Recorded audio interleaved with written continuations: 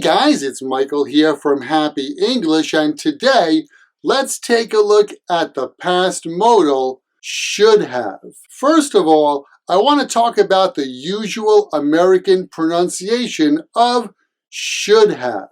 Should have is contracted as should've. Should've, but usually in conversation, the v at the end is unstressed. So should've sounds like shoulda, shoulda, shoulda. Should not have is usually contracted as shouldn't have.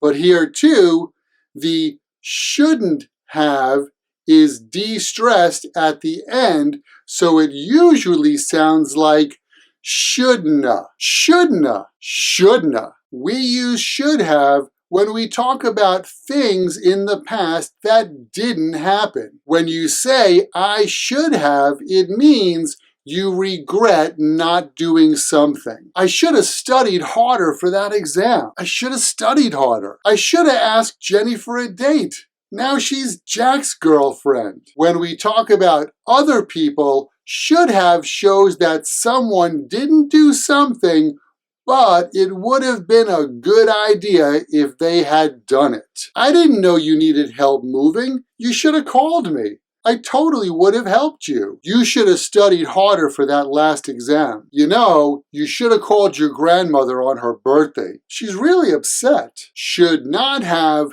means that someone did something, but it was not good that they did it. When you talk about yourself, should not have means you regret doing something. I shouldn't have had that fourth slice of pizza. I am so full. Oh my God, I shouldn't have overslept. Now I'm late for work and I'm going to miss the meeting. When you use shouldn't have to talk about other people, the nuance is that you're scolding them for doing something wrong. You know, you shouldn't have been texting while driving.